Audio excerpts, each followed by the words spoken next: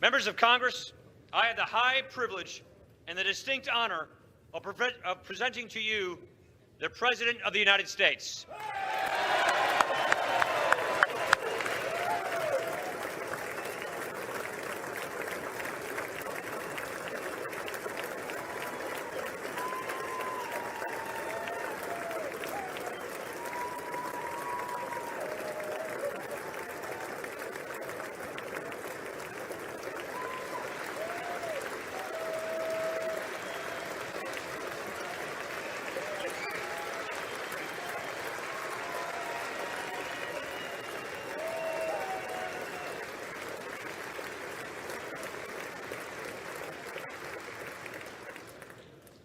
Mr. Speaker, Mr. Vice President, members of Congress, the First Lady of the United States, and my fellow Americans.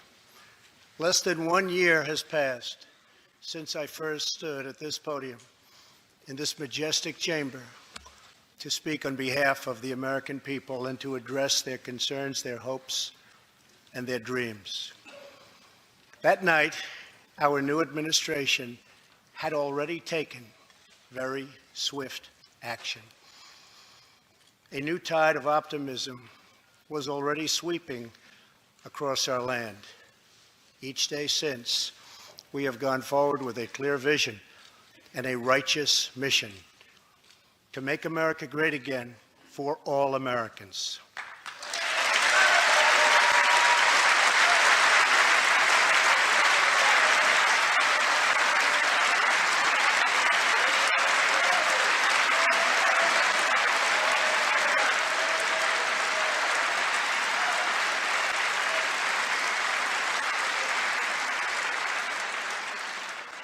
Over the last year, we have made incredible progress and achieved extraordinary success.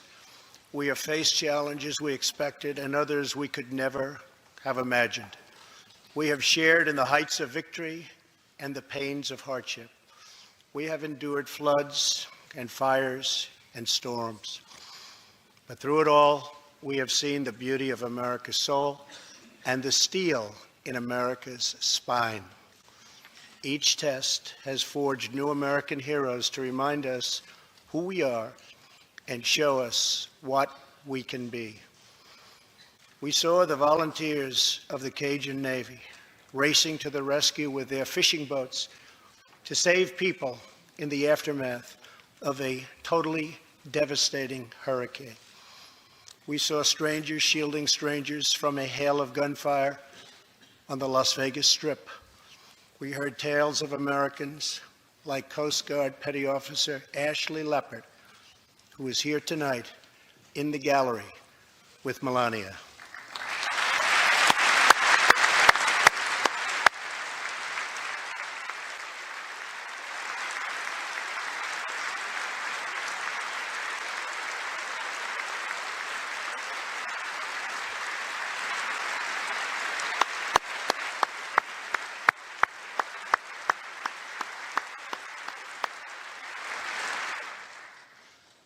Ashley was aboard one of the first helicopters on the scene in Houston during the Hurricane Harvey.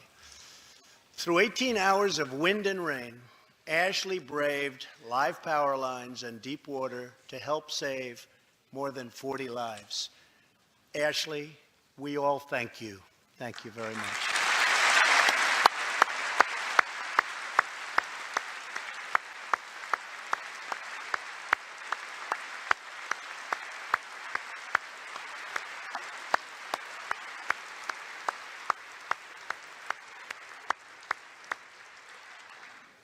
We heard about Americans like firefighter David Dahlberg.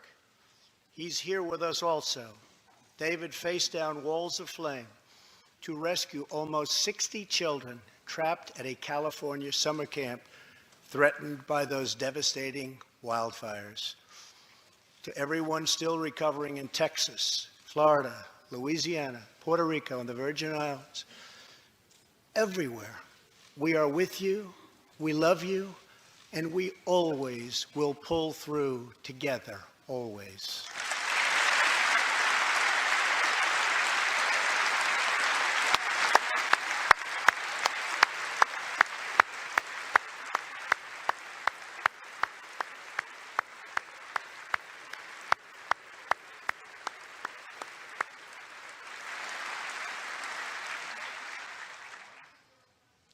Thank you to David and the brave people of California. Thank you very much, David.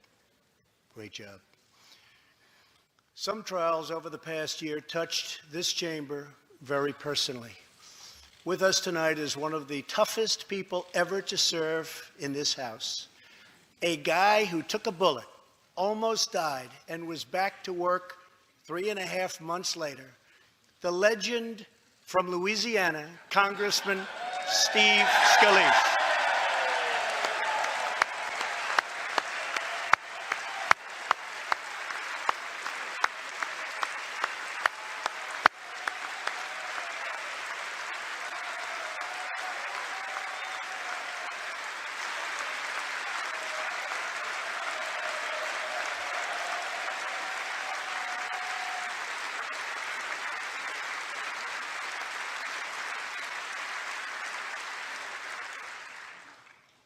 I think they like you, Steve. We're incredibly grateful for the heroic efforts of the Capitol Police officers, the Alexandria Police, and the doctors, nurses, and paramedics who saved his life and the lives of many others, some in this room. In the aftermath, yes.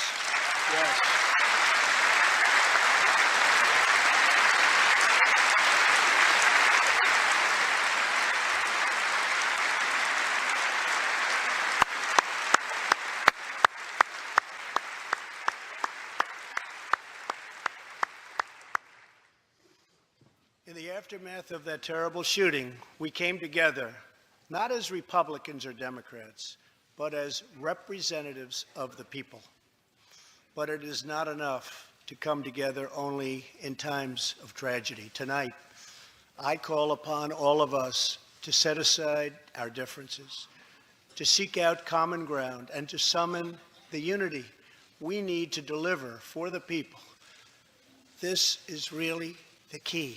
These are the people we were elected to serve.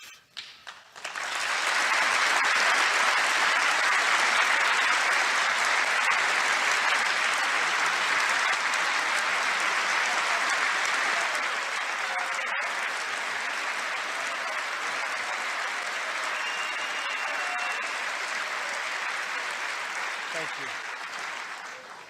Over the last year, the world has seen what we always knew, that no people on earth are so fearless or daring or determined as Americans. If there is a mountain, we climb it. If there's a frontier, we cross it. If there's a challenge, we tame it. If there's an opportunity, we seize it. So let's begin tonight by recognizing that the state of our union is strong because our people are strong.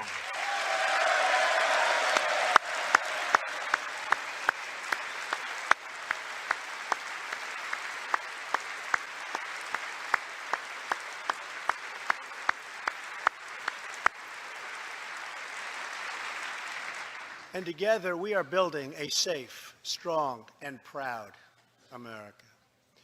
Since the election, we have created 2.4 million new jobs, including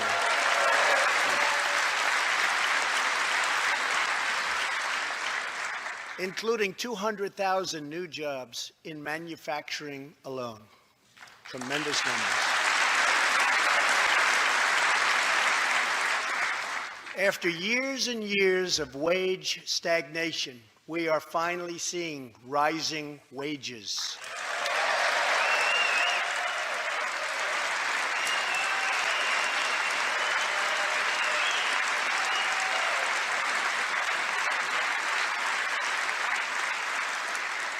Unemployment claims have hit a 45-year low.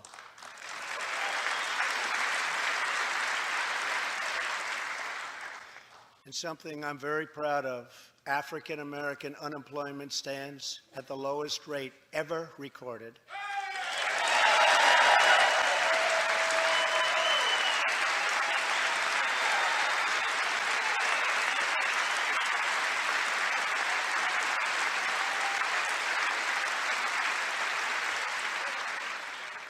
and Hispanic American unemployment has also reached the lowest levels in history.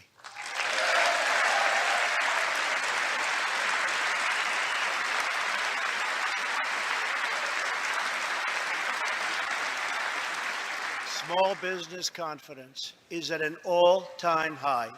The stock market has smashed one record after another, gaining $8 trillion and more in value in just this short period of time. The great news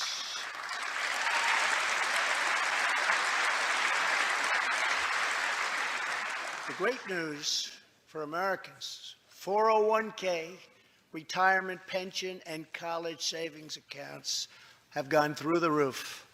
And just as I promised the American people from this podium 11 months ago, we enacted the biggest tax cuts and reforms in American history.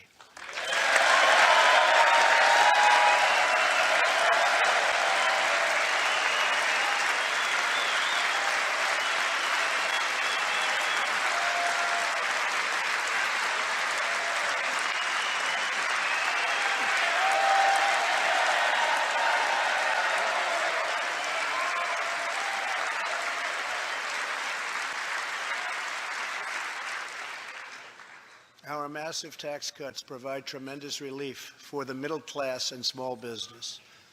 To lower tax rates for hardworking Americans, we nearly doubled the standard deduction for everyone.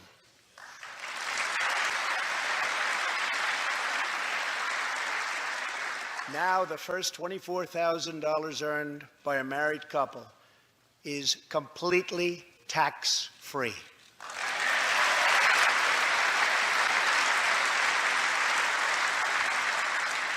We also doubled the child tax credit.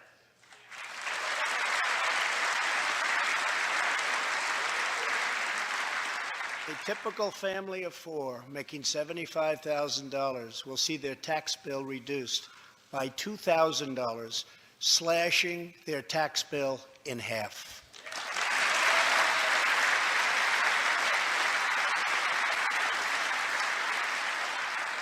In April, this will be the last time you will ever file under the old and very broken system, and millions of Americans will have more take-home pay starting next month, a lot more.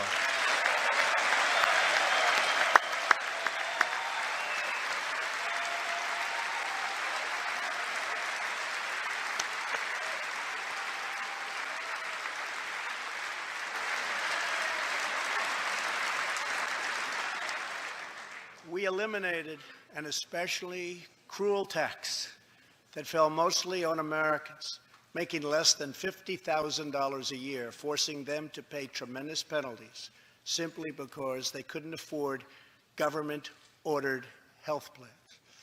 We repealed the core of the disastrous Obamacare. The individual mandate is now gone. Thank heaven.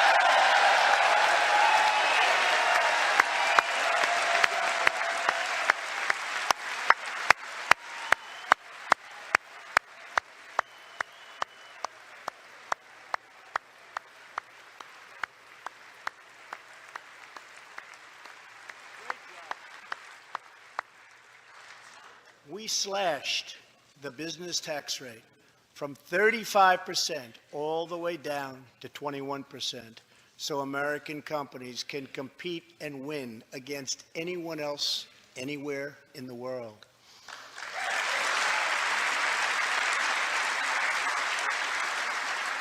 These changes alone are estimated to increase average family income by more than $4,000. A lot of money.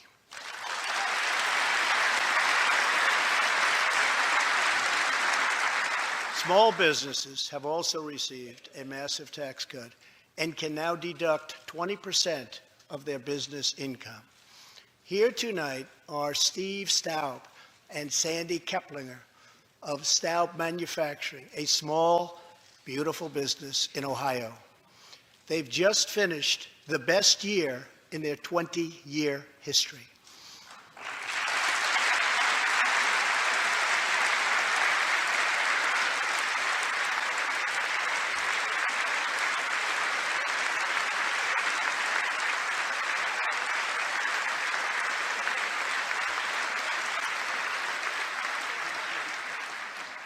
Because of tax reform, they are handing out raises, hiring an additional 14 people, and expanding into the building next door. Good feeling.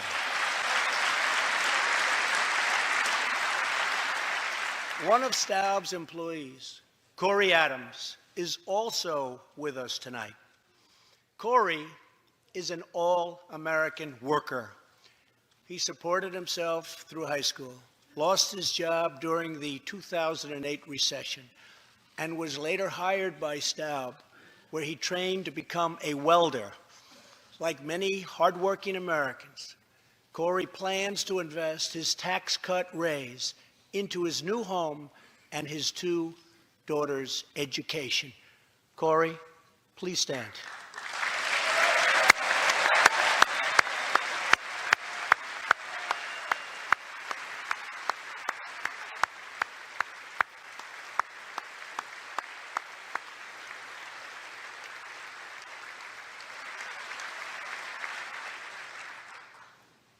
And he's a great welder.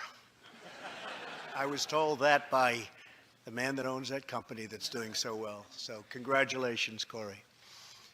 Since we passed tax cuts, roughly 3 million workers have already gotten tax cut bonuses, many of them thousands and thousands of dollars per worker, and it's getting more every month, every week.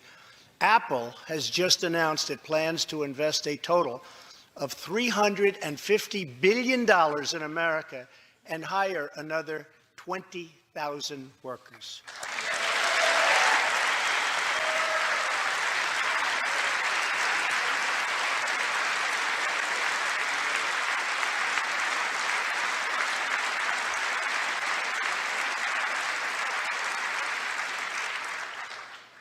And just a little while ago, ExxonMobil announced a $50 billion investment in the United States. Just a little while ago.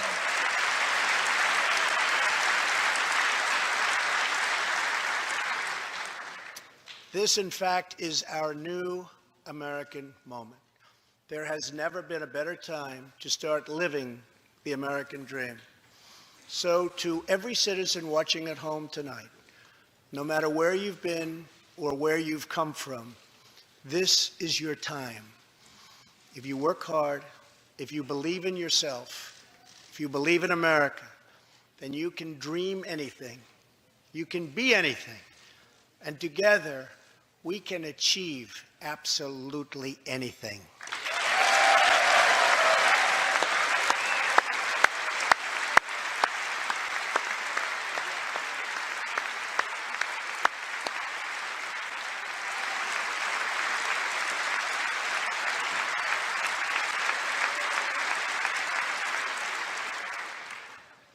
Tonight, I want to talk about what kind of future we're going to have and what kind of a nation we're going to be. All of us together as one team, one people, and one American family can do anything. We all share the same home, the same heart, the same destiny, and the same great American flag.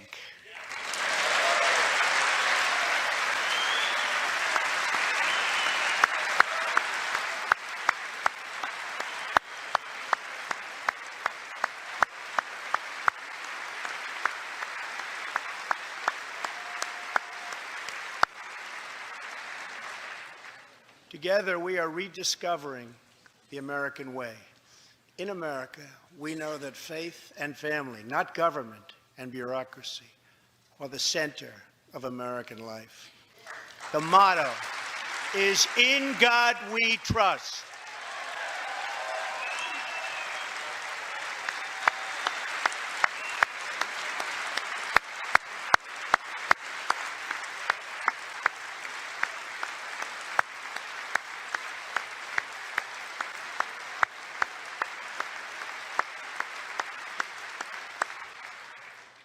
And we celebrate our police, our military, and our amazing veterans as heroes who deserve our total and unwavering support.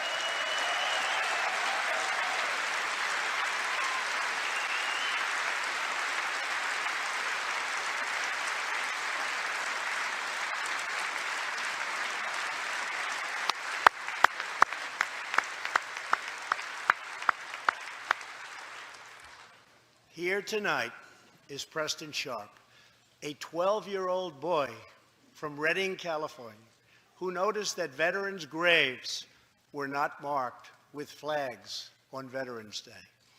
He decided all by himself to change that and started a movement that has now placed 40,000 flags at the graves of our great heroes. Preston, a job well done.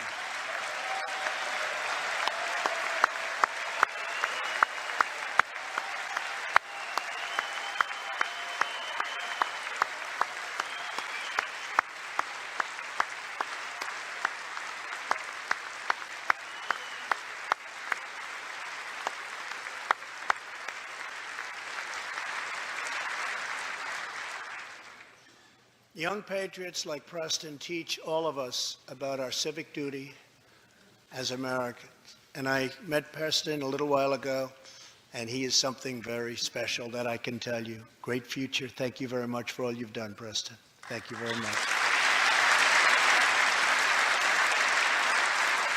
Preston's reverence for those who have served our nation reminds us of why we salute our flag, why we put our hands on our hearts for the Pledge of Allegiance, and why we proudly stand for the national anthem.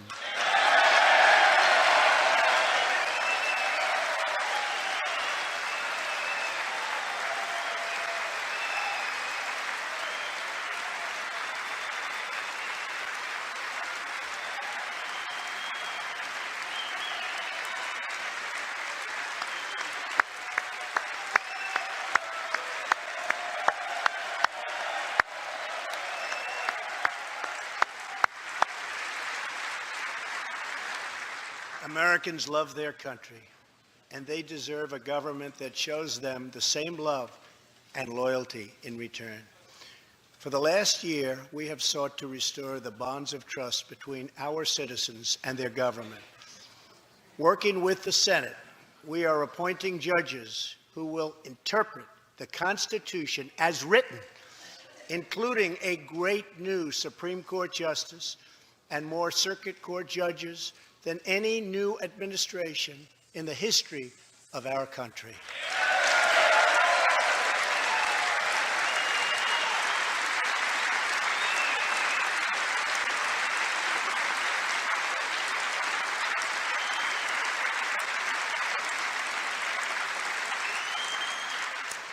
We are totally defending our Second Amendment and have taken historic actions to protect religious liberty.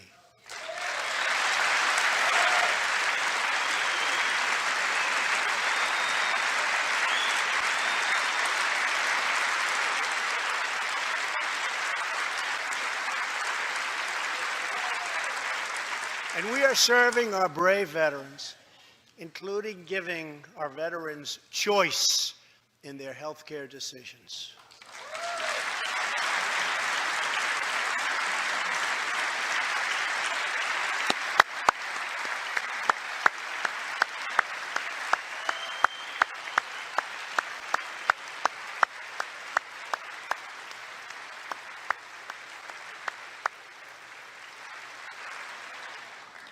Last year, Congress also passed, and I signed, the landmark VA Accountability Act.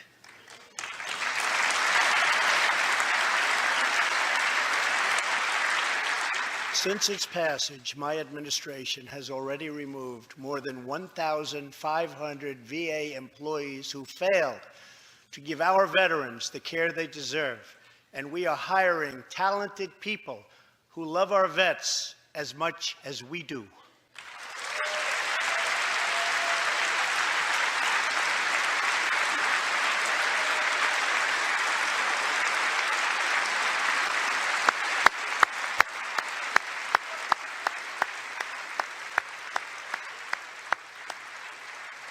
And I will not stop until our veterans are properly taken care of, which has been my promise to them from the very beginning of this great journey.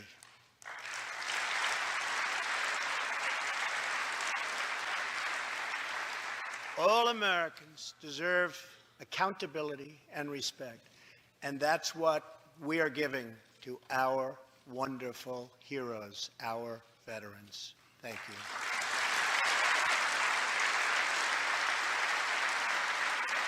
So tonight I call on Congress to empower every cabinet secretary with the authority to reward good workers and to remove federal employees who undermine the public trust or fail the American people.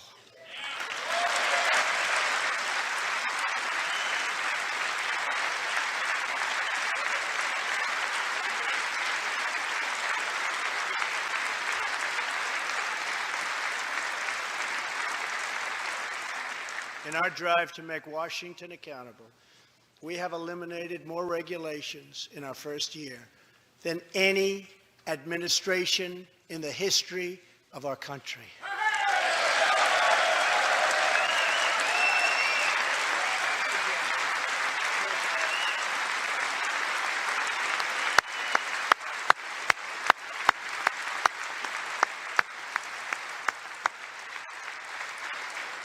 We have ended the war on American energy, and we have ended the war on beautiful, clean coal.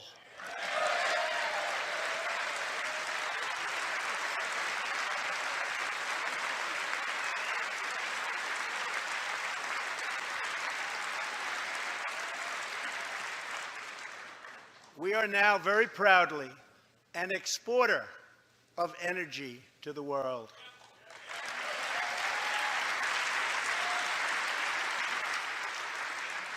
In Detroit, I halted government mandates that crippled America's great, beautiful auto workers so that we can get Motor City revving its engines again, and that's what's happening.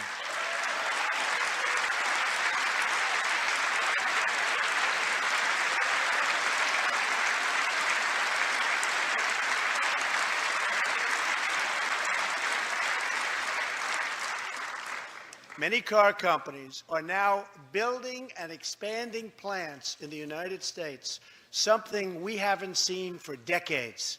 Chrysler is moving a major plant from Mexico to Michigan. Toyota and Mazda are opening up a plant in Alabama, a big one, and we haven't seen this in a long time. It's all coming back.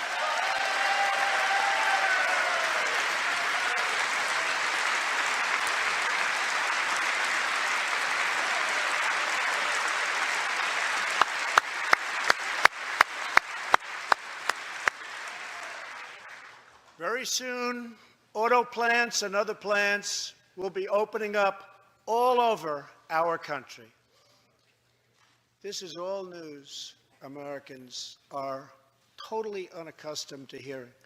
For many years, companies and jobs were only leaving us. But now, they are roaring back. They're coming back. They want to be where the action is. They want to be in the United States of America. That's where they want to be.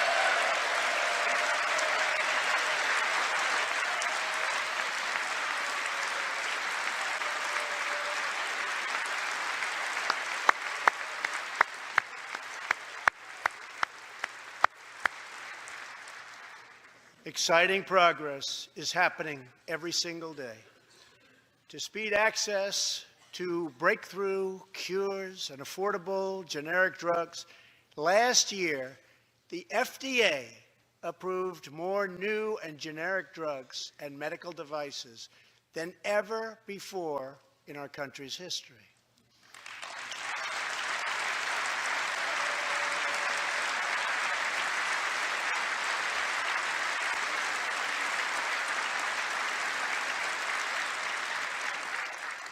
We also believe that patients with terminal conditions, terminal illness, should have access to experimental treatment immediately that could potentially save their lives.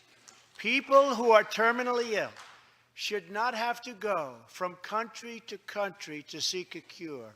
I want to give them a chance right here at home It's time for Congress to give these wonderful, incredible Americans the right to try.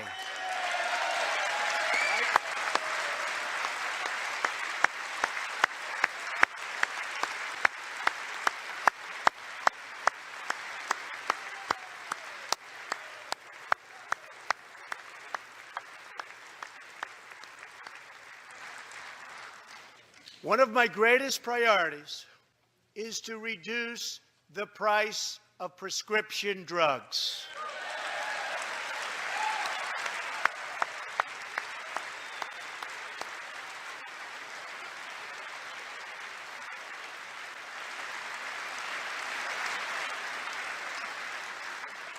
In many other countries, these drugs cost far less than what we pay in the United States, and it's very, very unfair. That is why I've directed my administration to make fixing the injustice of high drug prices one of my top priorities for the year.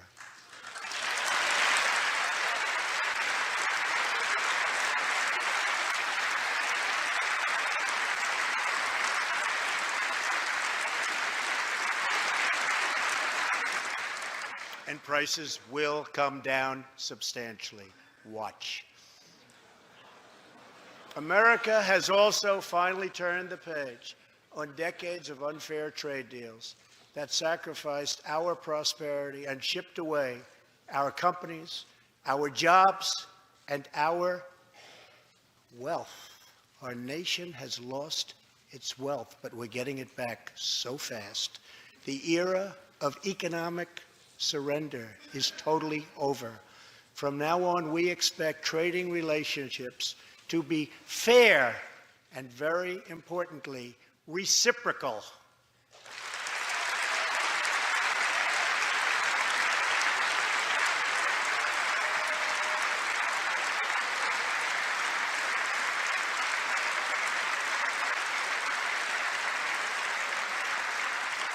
We will work to fix bad trade deals and negotiate new ones, and they'll be good ones, but they'll be fair. And we will protect American workers and American intellectual property through strong enforcement of our trade rules.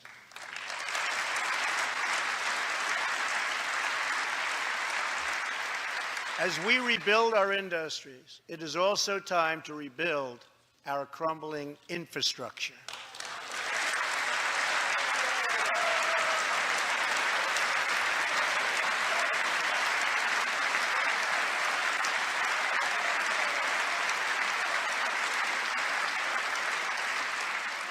America is a nation of builders. We built the Empire State Building in just 1 year. Isn't it a disgrace that it can now take 10 years just to get a minor permit approved for the building of a simple road?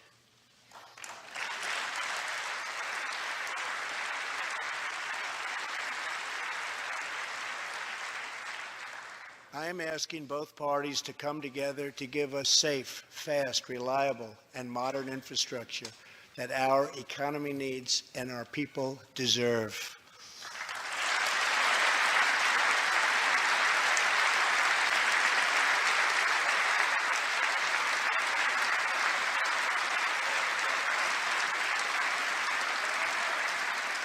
Tonight, I'm calling on Congress to produce a bill that generates at least $1.5 trillion for the new infrastructure investment that our country so desperately needs.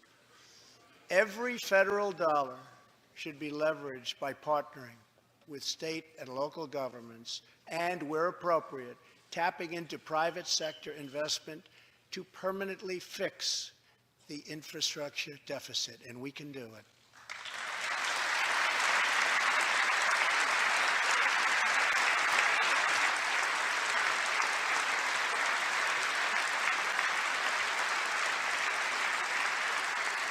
Any bill must also streamline the permitting and approval process, getting it down to no more than 2 years and perhaps even one.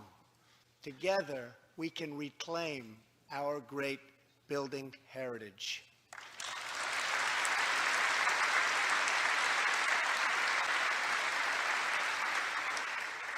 We will build gleaming new roads, bridges, highways, railways, and waterways all across our land. And we will do it with American heart, and American hands, and American grit.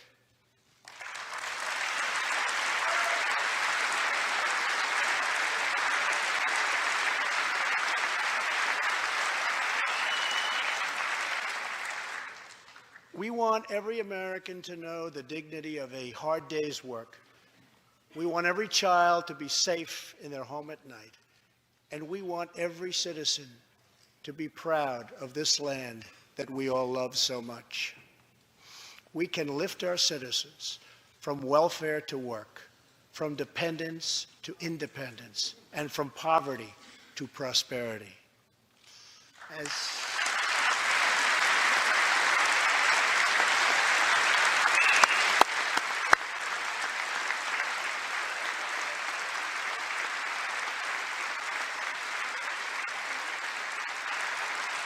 As tax cuts create new jobs, let's invest in workforce development, and let's invest in job training, which we need so badly.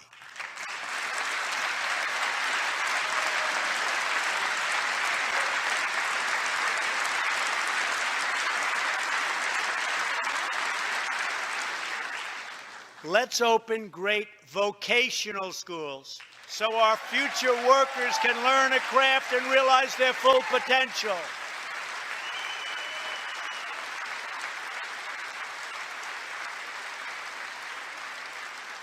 And let's support working families by supporting paid family leave.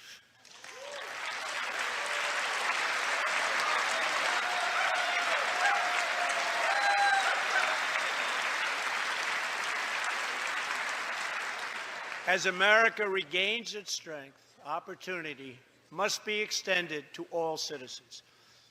That is why this year we will embark on reforming our prisons to help former inmates who have served their time get a second chance at life.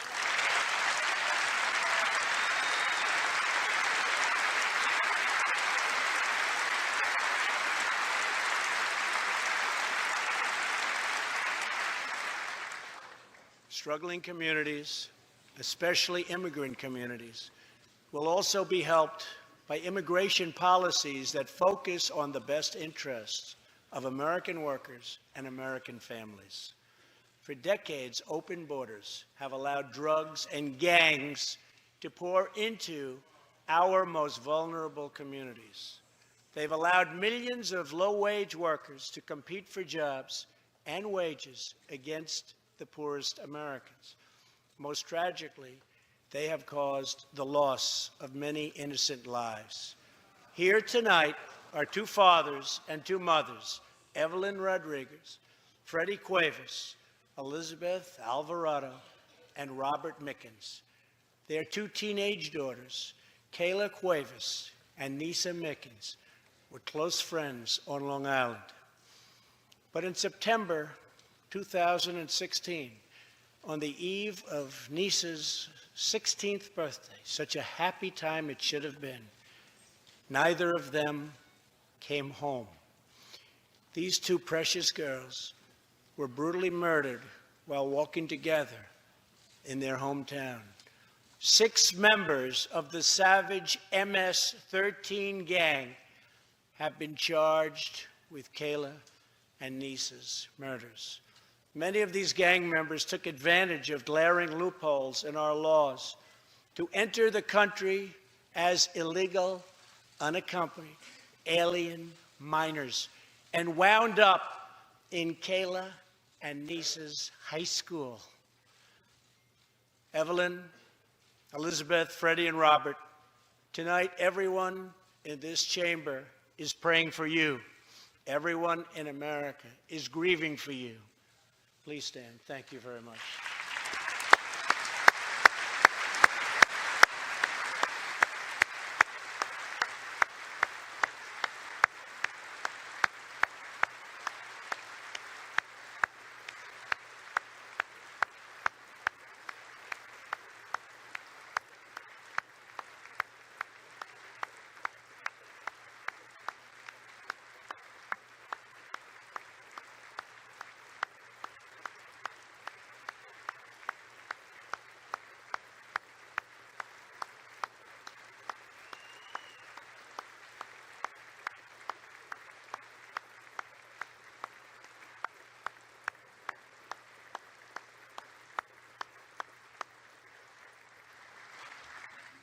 I want you to know that 320 million hearts are right now breaking for you. We love you. Thank you.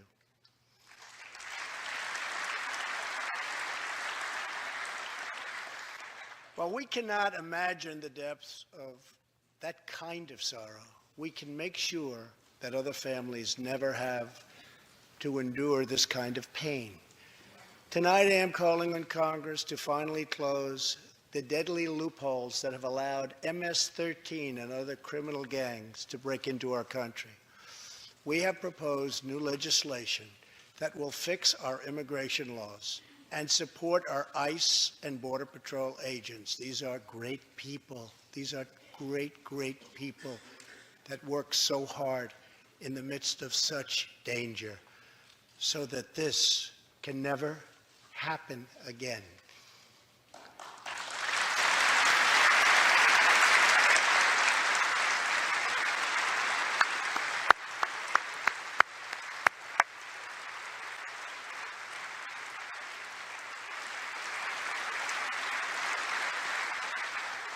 The United States is a compassionate nation. We are proud that we do more than any other country anywhere in the world to help the needy, the struggling, and the underprivileged all over the world. But as President of the United States, my highest loyalty, my greatest compassion, my constant concern is for America's children, America's struggling workers, and America's forgotten communities. I want our youth to grow up, to achieve great things. I want our poor to have their chance to rise.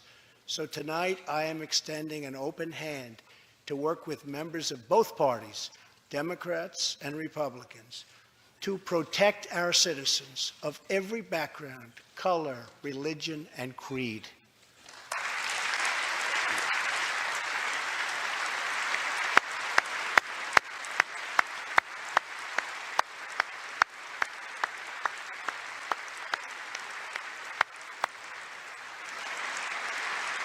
My duty, and the sacred duty of every elected official in this chamber, is to defend Americans, to protect their safety, their families, their communities, and their right to the American dream.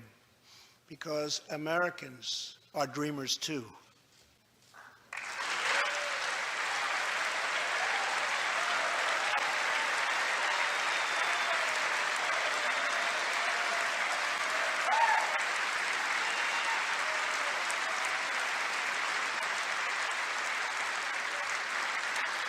Here tonight is one leader in the effort to defend our country, Homeland Security Investigation Special Agent Celestino Martinez. He goes by DJ and CJ. He said, call me either one. So we'll call you CJ. Served 15 years in the Air Force before becoming an ICE agent and spending the last 15 years fighting gang violence and getting dangerous criminals off of our streets. Tough job.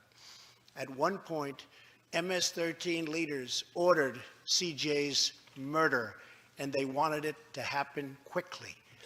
But he did not cave to threats or to fear. Last May, he commanded an operation to track down gang members on Long Island. His team has arrested nearly 400, including more than 220 MS-13 gang members. And I have to tell you, what the Border Patrol and ICE have done, we have sent thousands and thousands and thousands of MS-13 horrible people out of this country or into our prisons. So I just want to congratulate you, CJ. You're a brave guy. Thank you very much.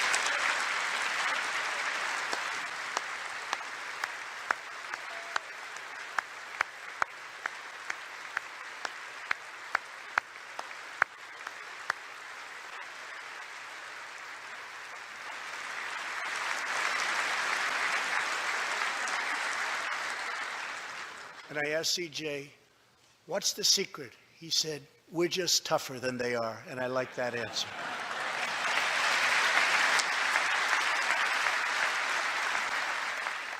Now let's get Congress to send you, and all of the people in this great chamber have to do it. We have no choice.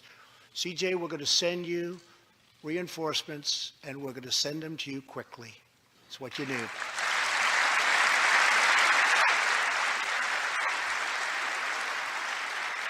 Over the next few weeks, the House and Senate will be voting on an immigration reform package. In recent months, my administration has met extensively with both Democrats and Republicans to craft a bipartisan approach to immigration reform. Based on these discussions, we presented Congress with a detailed proposal that should be supported by both parties as a fair compromise, one where nobody gets everything they want, but where our country gets the critical reforms it needs and must have.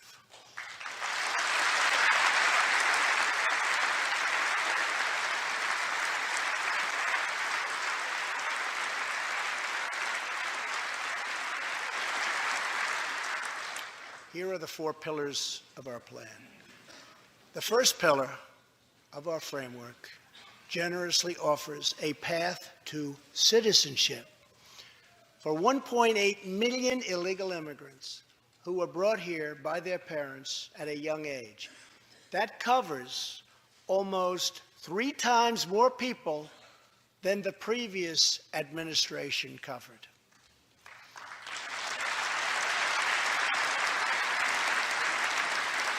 Under our plan, those who meet education and work requirements and show good moral character will be able to become full citizens of the United States over a 12-year period.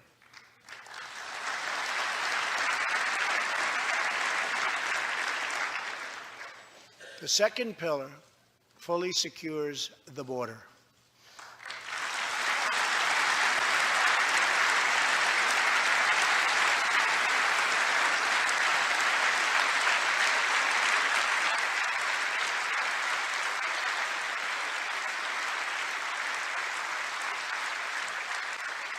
That means building a great wall on the southern border, and it means hiring more heroes like CJ to keep our communities safe.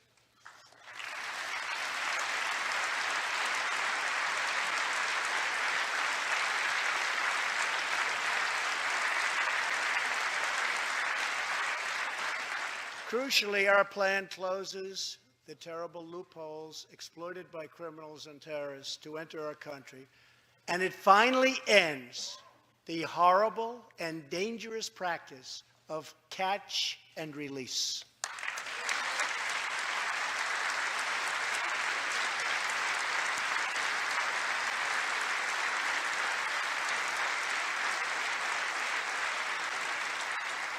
The third pillar ends the visa lottery, a program that randomly hands out green cards without any regard for skill, merit, or the safety of American people.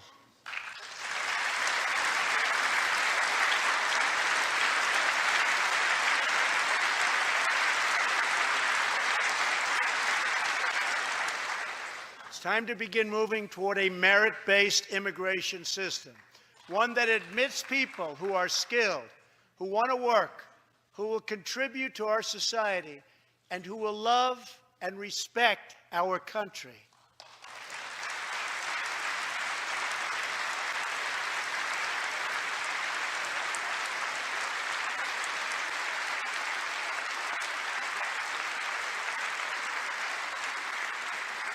The fourth and final pillar protects the nuclear family by ending chain migration.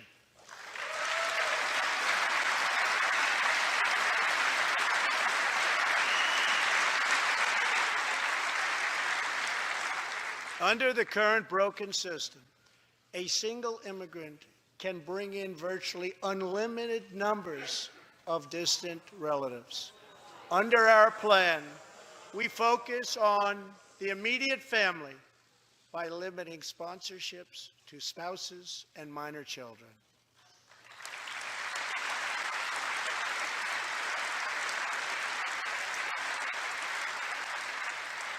This vital reform is necessary not just for our economy, but for our security and for the future of America. In recent weeks, 2 terrorist attacks in New York were made possible by the visa lottery and chain migration. In the age of terrorism, these programs present risks we can just no longer afford. It's time to reform.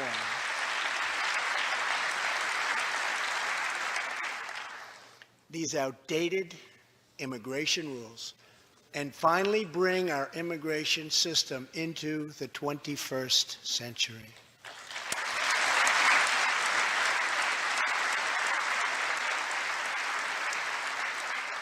These 4 pillars represent a down-the-middle compromise and one that will create a safe, modern, and lawful immigration system. For over 30 years, Washington has tried and failed to solve this problem. This Congress can be the one that finally makes it happen. Most importantly, these 4 pillars will produce legislation that fulfills my ironclad pledge to sign a bill that puts America first.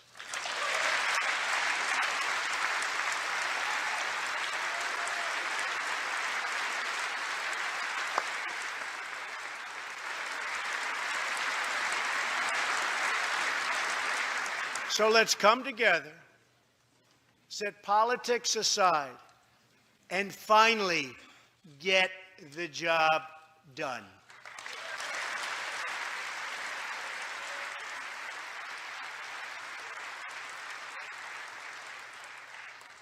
These reforms will also support our response to the terrible crisis of opioid and drug addiction. Never before has it been like it is now. It is terrible. We have to do something about it. In 2016, we lost 64,000 Americans to drug overdoses, 174 deaths per day, 7 per hour.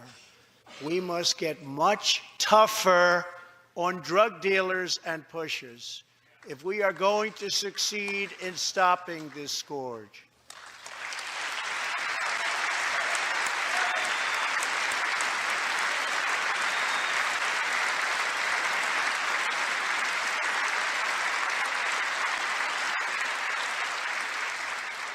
My administration is committed to fighting the drug epidemic and helping get treatment for those in need, for those who have been so terribly hurt. The struggle will be long and it will be difficult, but as Americans always do, in the end, we will succeed, we will prevail.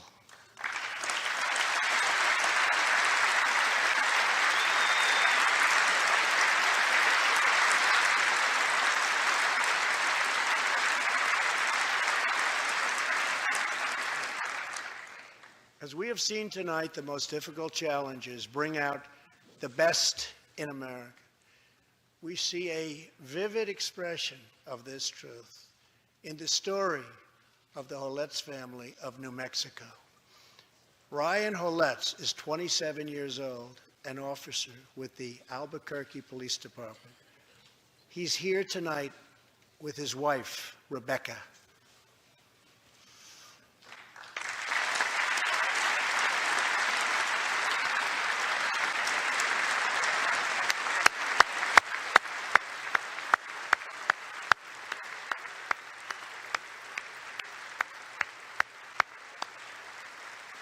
Thank you, Ryan. Last year, Ryan was on duty when he saw a pregnant, homeless woman preparing to inject heroin. When Ryan told her she was going to harm her unborn child, she began to weep. She told him she didn't know where to turn, but badly wanted a safe home for her baby. In that moment, Ryan said he felt God speak to him. You will do it because you can. He heard those words. He took out a picture of his wife and their 4 kids. Then he went home to tell his wife, Rebecca. In an instant, she agreed to adopt. The Hollettes named their new daughter Hope. Ryan and Rebecca, you embody the goodness of our nation. Thank you.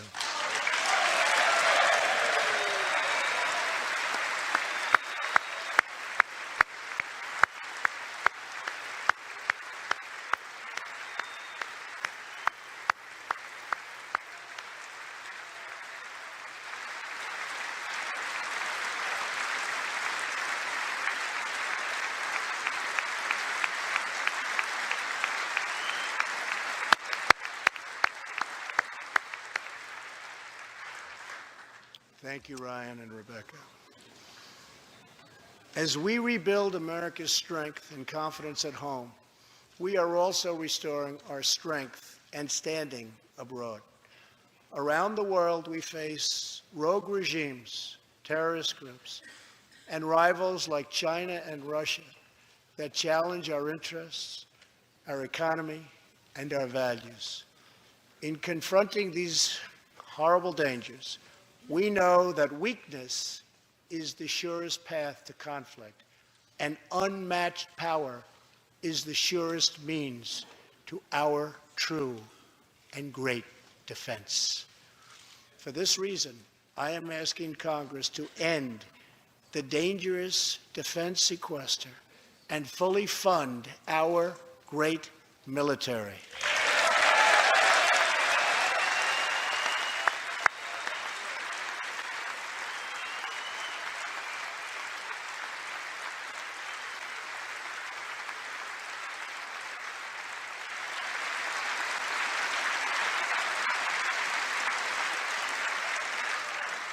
As part of our defense, we must modernize and rebuild our nuclear arsenal, hopefully never having to use it, but making it so strong and so powerful that it will deter any acts of aggression by any other nation or anyone else.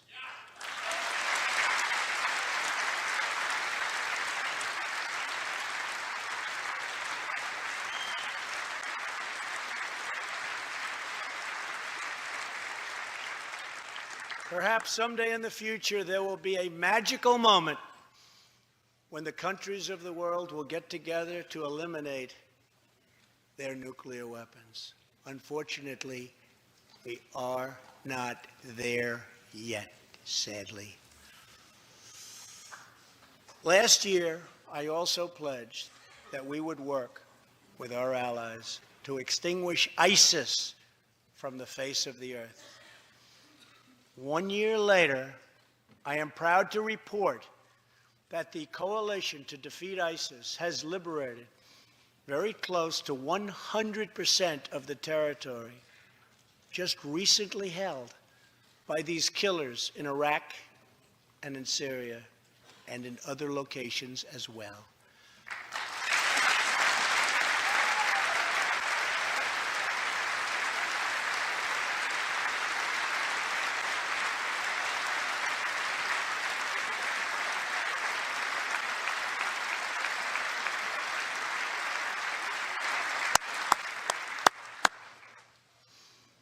But there is much more work to be done.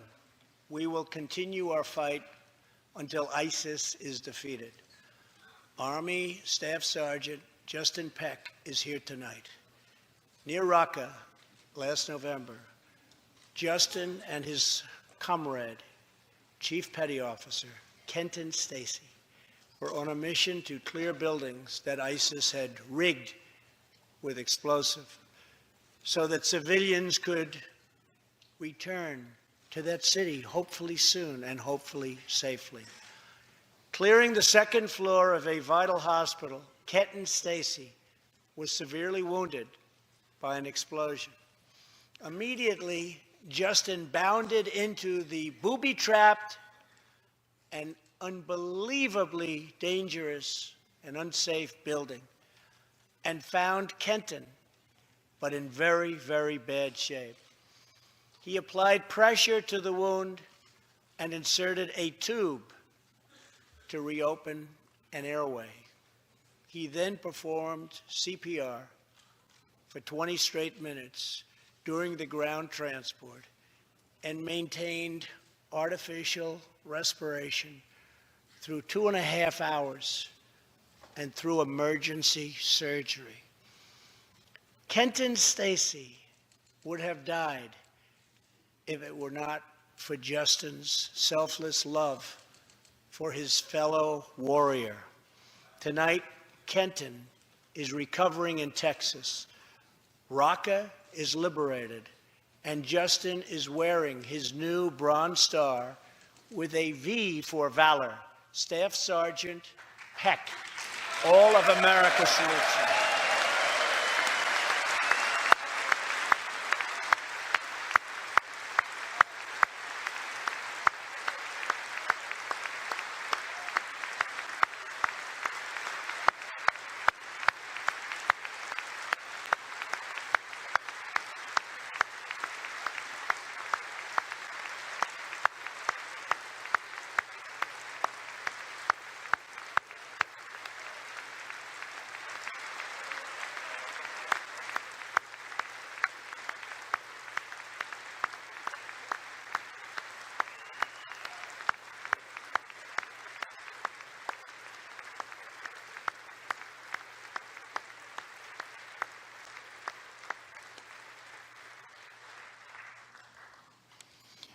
Terrorists who do things like place bombs in civilian hospitals are evil. When possible, we have no choice but to annihilate them. When necessary, we must be able to detain and question them. But we must be clear, terrorists are not merely criminals. They are unlawful enemy combatants.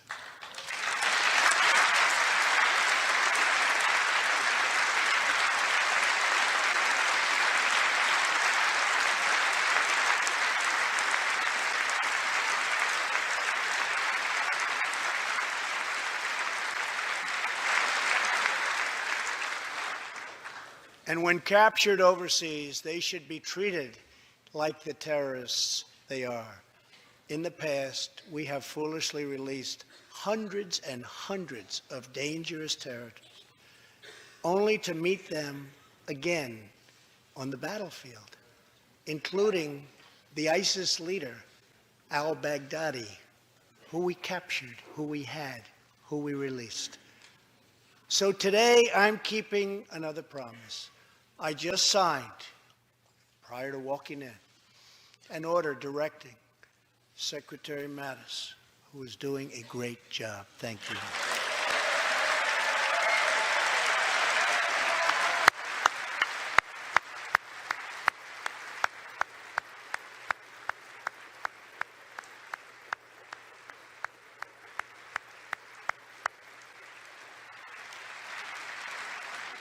To re-examine our military detention policy and to keep open the detention facilities in Guantanamo Bay.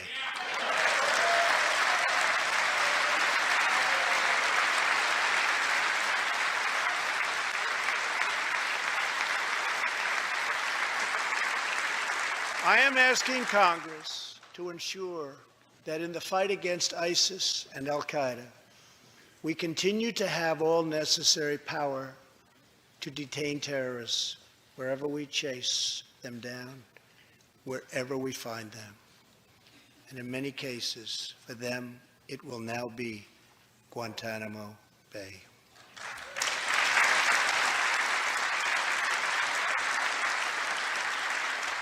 At the same time, as of a few months ago, our warriors in Afghanistan have new rules of engagement.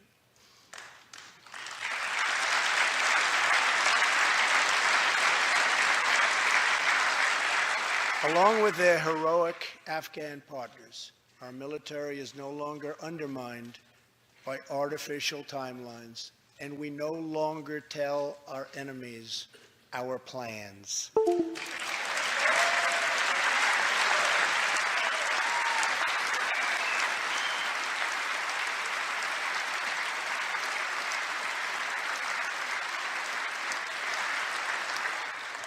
Last month, I also took an action endorsed unanimously by the U.S. Senate just months before.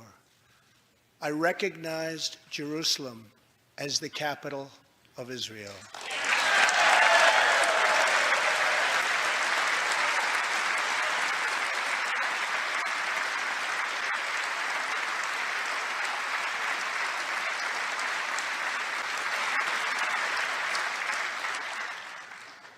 Shortly afterwards, dozens of countries voted in the United Nations General Assembly against America's sovereign right to make this decision. In 2016, American taxpayers generously sent those same countries more than $20 billion in aid. That is why tonight I am asking Congress to pass legislation to help ensure American foreign assistance dollars always serve American interests and only go to friends of America, not enemies of America.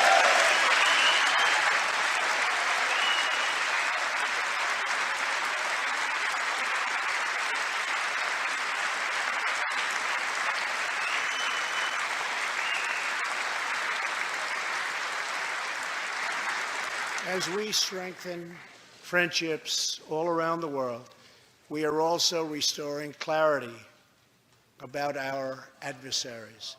When the people of Iran rose up against the crimes of their corrupt dictatorship, I did not stay silent. America stands with the people of Iran in their courageous struggle for freedom.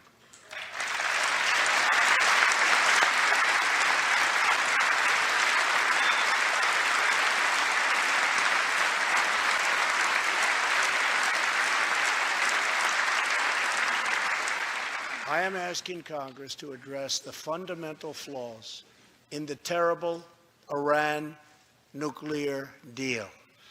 My administration has also imposed tough sanctions on the communist and socialist dictatorships in Cuba and Venezuela.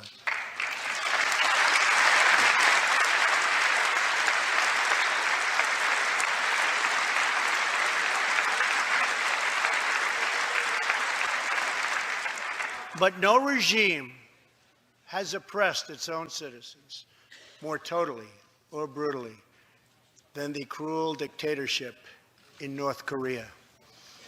North Korea's reckless pursuit of nuclear missiles could very soon threaten our homeland. We are waging a campaign of maximum pressure to prevent that from ever happening. Past experience has taught us that complacency and concessions only invite aggression and provocation.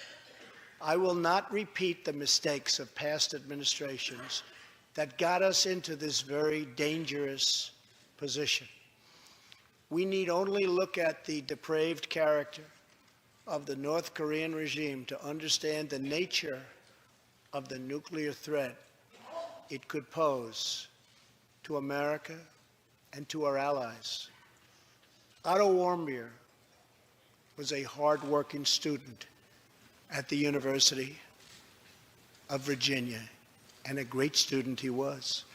On his way to study abroad in Asia, Otto joined a tour to North Korea. At its conclusion, this wonderful young man was arrested and charged with crimes against the state. After a shameful trial, the dictatorship sentenced Otto to 15 years of hard labor before returning him to America last June, horribly injured and on the verge of death. He passed away just days after his return. Otto's wonderful parents, Fred and Cindy Warmbier, are here with us tonight, along with Otto's brother and sister, Austin and Greta. Please.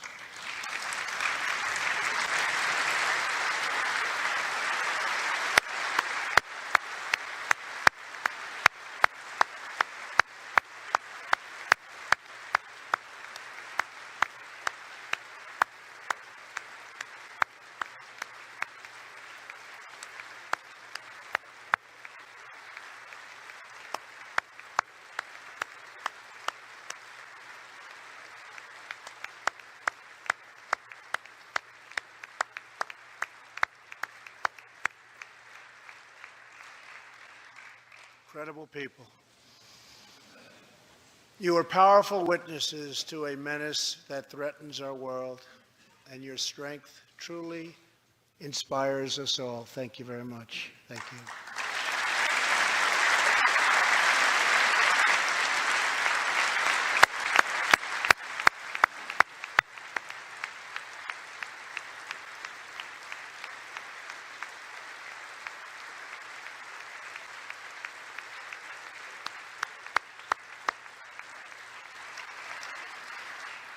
Tonight, we pledge to honor Otto's memory with total American resolve.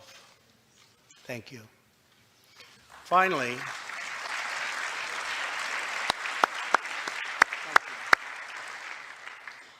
we are joined by one more witness to the ominous nature of this regime. His name is Mr. Ji Sung-ho. In 1996, Sung-ho was a starving boy in North Korea. One day he tried to steal coal from a railroad car to barter for a few scraps of food, which were very hard to get. In the process, he passed out on the train tracks, exhausted from hunger. He woke up as a train ran over his limbs. He then endured multiple amputations without anything to dull the pain or the hurt. His brother and sister gave what little food they had to help him recover and ate dirt themselves, permanently stunting their own growth. Later, he was tortured by North Korean authorities after returning from a brief visit to China. His tormentors wanted to know if he'd met any Christians.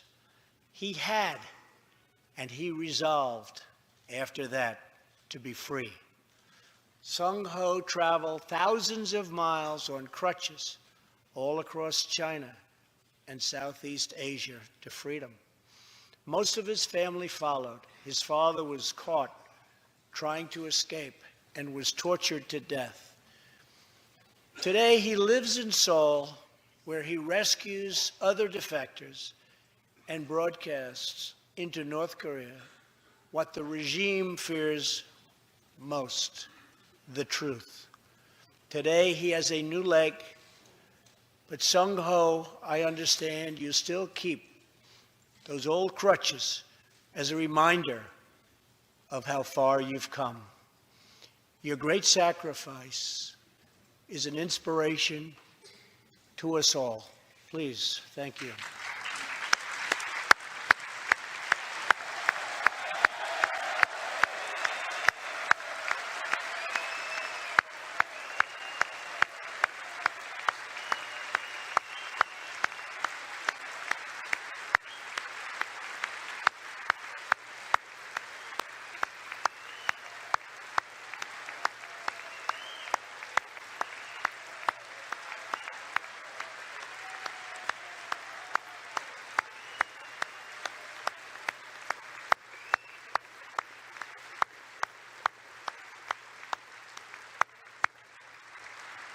Sung-ho's story is a testament to the yearning of every human soul to live in freedom.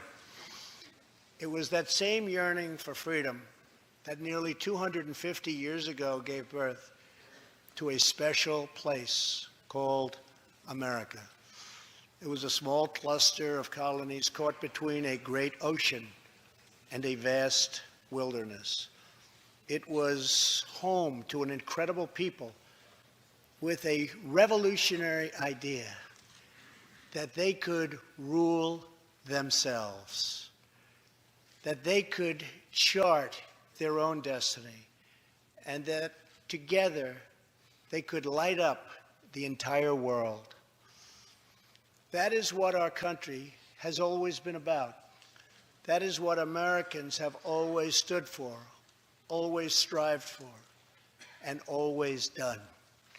Atop the dome of this Capitol stands the Statue of Freedom. She stands tall and dignified among the monuments to our ancestors who fought and lived and died to protect her. Monuments to Washington and Jefferson and Lincoln and King. Memorials to the heroes of Yorktown and Saratoga. To young Americans who shed their blood on the shores of Normandy and the fields beyond, and others who went down in the waters of the Pacific and the skies all over Asia. And freedom stands tall over one more monument, this one, this Capitol, this living monument.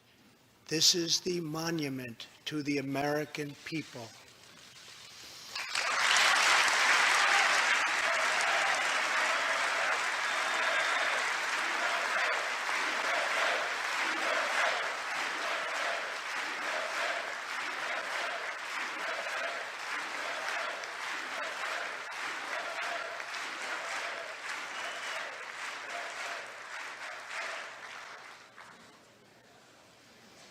We're a people whose heroes live not only in the past, but all around us, defending hope, pride, and defending the American way.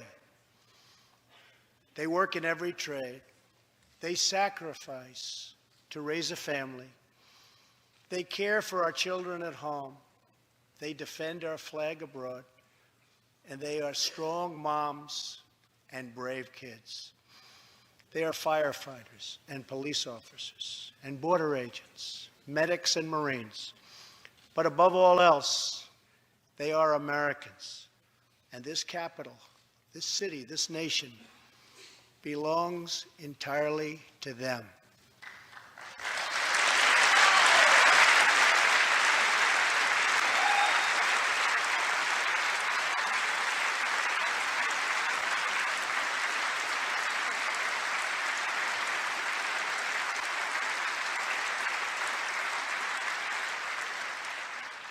Our task is to respect them, to listen to them, to serve them, to protect them, and to always be worthy of them. Americans fill the world with art and music.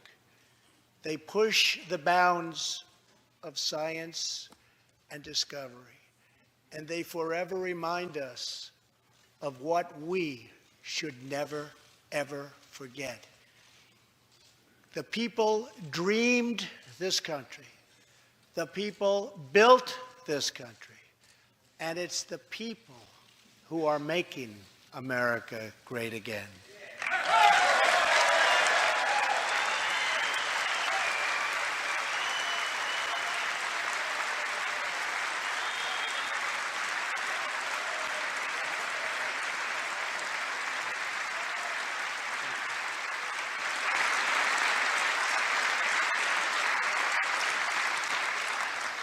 As long as we are proud of who we are and what we are fighting for, there is nothing we cannot achieve.